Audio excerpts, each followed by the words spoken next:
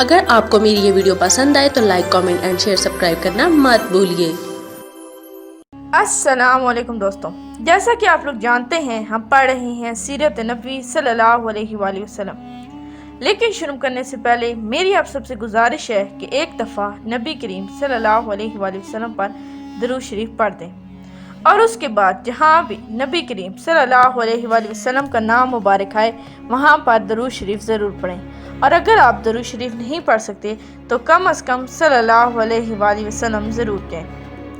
تو چلیں شروع کرتے ہیں۔ اس کا باب نمبر 16 ہے جس کا نام ہے پہلی وحی۔ انہوں نے آتے ہی کہا اقرا یعنی پڑھیے۔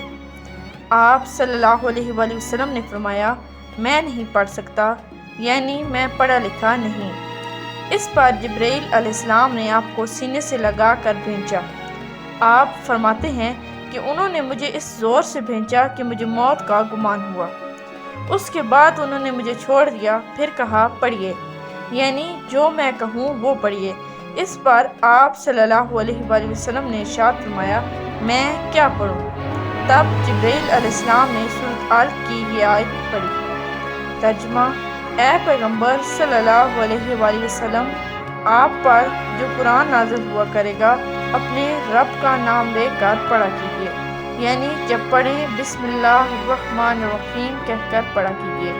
جس نے مخلوقات کو پیدا کیا، جس نے انسان کو خون کے لوتھڑے سے پیدا کیا، آپ قرآن پڑھا کیجیے، اور آپ کا رب بڑا کریم ہے، جو چاہتا ہے عطا کرتا ہے، اور ایسا ہے جس نے لکھے پڑھوں کو قلم سے تعلیم دی، اور عام طور پر انسانوں کو دوسرے ذریعوں سے ان چیزوں کی تعلیم دی جن کو وہ نہیں جانتا تھا۔ آپ صلی اللہ علیہ وآلہ وسلم فرماتے ہیں میں نے ان آیتوں کو اسی طرح پڑھا جس کے بعد وہ فرشتہ میرے پاس سے چلا گیا۔ ایسا لگتا تھا گویا میرے دل میں ایک تحریر لکھ دی گئی ہو، یعنی یہ کلمات مجھے زبانی یاد ہو گئے۔ اس کے بعد آپ صلی اللہ علیہ وآلہ وسلم گھر تشریف لائے۔ بعض روایات میں آتا ہے کہ جبرائیل علیہ السلام جب غار میں آئے تو پہلے انہوں نے یہ الفاظ کہے اے محمد آپ اللہ کے رسول ہیں اور میں جبرائیل ہوں۔ آپ کے گھر تشریف آوری سے پہلے سیدہ خدیجہ رضی اللہ تعالیٰ عنہا نے حسب معمول آپ کے لیے کھانا تیار کر کے ایک شخص کے ہاتھ آپ کے پاس بھجوا دیا تھا، مگر اس شخص کو آپ غار میں نظر نہ آئے۔ اس شخص نے واپس یہ بات سیدہ خدیجہ رضی اللہ تعالیٰ عنہا کو بتائی۔ انہوں نے آپ صلی اللہ علیہ وآلہ وسلم کی تلاش میں آپ کے عزیز و اقارب کے گھر آدمی بھیجے، مگر آپ وہاں بھی نہ ملے۔ اس لیے سیدہ خدیجہ رضی اللہ تعالیٰ عنہا پریشان ہو گئیں۔ وہ بھی اس پریشانی میں تھیں کہ آپ تشریف لے آئے۔ آپ نے جو کچھ دیکھا اور سنا تھا اس کی تفصیل سیدہ خدیجہ رضی اللہ تعالیٰ عنہا سے بیان کی۔ حضرت جبرائیل علیہ السلام کا یہ جملہ بھی بتایا کہ اے محمد آپ اللہ کے رسول ہیں۔ یہ سن کر سیدہ خدیجہ رضی اللہ تعالیٰ عنہا نے کہا آپ کو خوشخبری ہو، آپ یقین کیجیے، قسم ہے اس ذات کی جس کے قبضے میں میری جان ہے، آپ اس امت کے نبی ہوں گے۔ پھر سیدہ خدیجہ رضی اللہ تعالیٰ عنہا آپ کو اپنے چچا زاد بھائی ورقہ بن نوفل کے پاس لے گئیں۔ غار والا سارا واقعہ انہیں سنایا۔ ورقہ بن نوفل پرانی کتابوں کے عالم تھا۔ ساری بات سن کر وہ پکار اٹھے قدوس قدوس، قسم ہے اس ذات کی جس کے قبضے میں میری جان ہے، خدیجہ اگر تم سچ کہہ رہی ہو تو اس میں شک نہیں، ان کے پاس وہی ناموس اکبر یعنی جبرائیل آئے تھے جو موسیٰ علیہ السلام کے پاس آیا کرتے تھے۔ محمد اس امت کے نبی ہیں، اس بات پر یقین کر لیں۔ قدوس کا مطلب ہے وہ ذات جو ہر عیب سے پاک ہو۔ یہ لفظ تجب کے وقت بولا جاتا ہے جسے ہم کہہ دیتے ہیں اللہ اللہ۔ ورقہ بن نوفل کو جبرائیل کا نام سن کر حیرت اس لیے ہوئی تھی کہ عرب کے دوسرے شہروں میں لوگوں نے یہ نام سنا بھی نہ تھا۔ یہ بھی کہا جاتا ہے کہ ورقہ بن نوفل نے آپ کے سر کو بوسہ دیا تھا اور پھر کہا تھا کاش میں اس وقت تک زندہ رہتا جب آپ لوگوں کو اللہ کی طرف دعوت دیں گے، میں آپ کی مدد کرتا، اس عظیم کام میں بڑھ چڑھ کر حصہ لیتا۔ کاش میں اس وقت تک زندہ رہوں جب آپ کی قوم آپ کو جھٹلائے گی، آپ کو تکلیف پہنچائے گی، آپ کے ساتھ جنگیں لڑے گی اور آپ کو یہاں سے نکال دیا جائے گا۔ اگر میں اس وقت تک زندہ رہا تو آپ کا ساتھ دوں گا، اللہ کے دین کی حمایت کروں گا۔ آپ صلی اللہ علیہ وآلہ وسلم یہ سن کر حیران ہوئے اور فرمایا، میری قوم مجھے وطن سے نکال دے گی؟ جواب میں ورقہ نے کہا، ہاں، اس لیے کہ جو چیز آپ صلی اللہ علیہ وسلم لے کر آئے ہیں اسے لے کر جو بھی آیا اس پر ظلم ڈھائے گے۔ اگر میں نے وہ زمانہ پایا تو میں ضرور آپ کی مدد کروں گا۔ ورقہ نے حضرت خدیجہ رضی اللہ تعالیٰ عنہا سے یہ بھی کہا کہ تمہارے خاوند بے شک سچے ہیں۔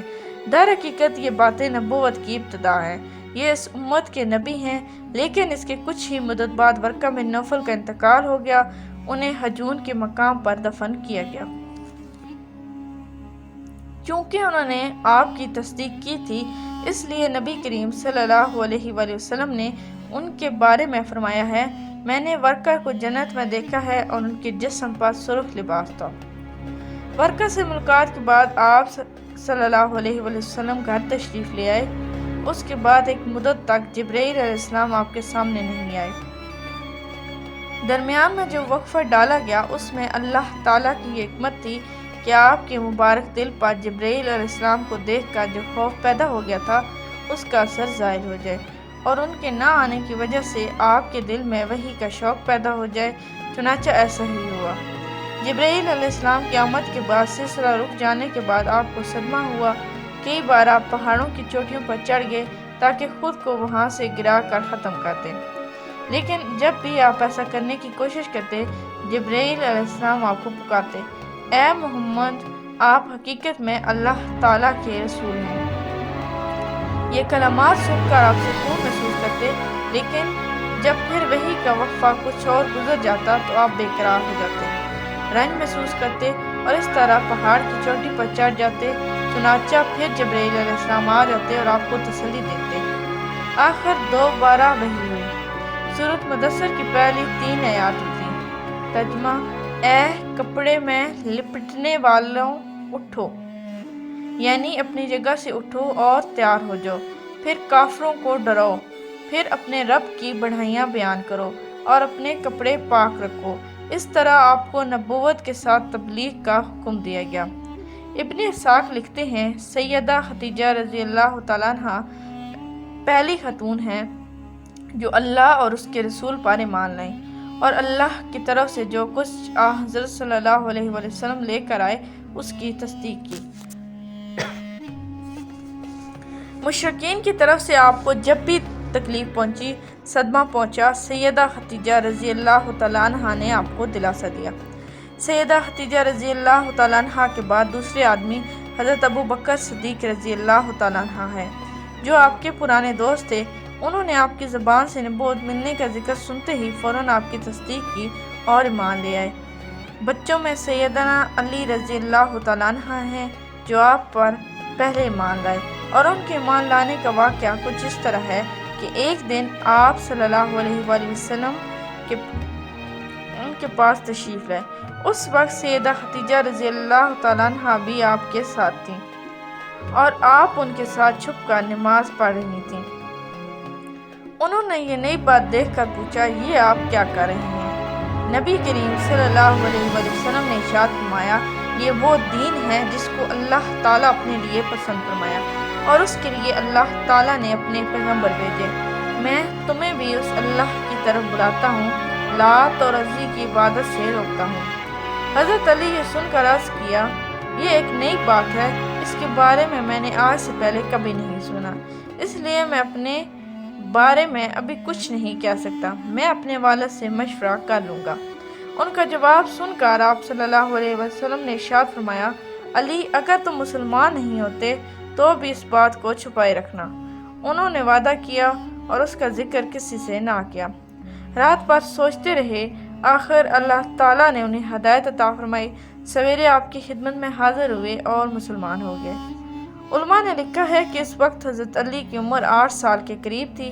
اس سے پہلے بھی انہوں نے کبھی بتوں کی عبادت نہیں کی تھی، وہ بچپن ہی سے نبی کریم صلی اللہ علیہ وآلہ وسلم کے ساتھ رہتے تھے۔ اب تک کے لیے اتنا ہی، ملتے ہیں اگلے پارٹ میں، تب تک کے لیے اللہ حافظ۔ Please like, subscribe and share our channel and press the bell icon for more videos.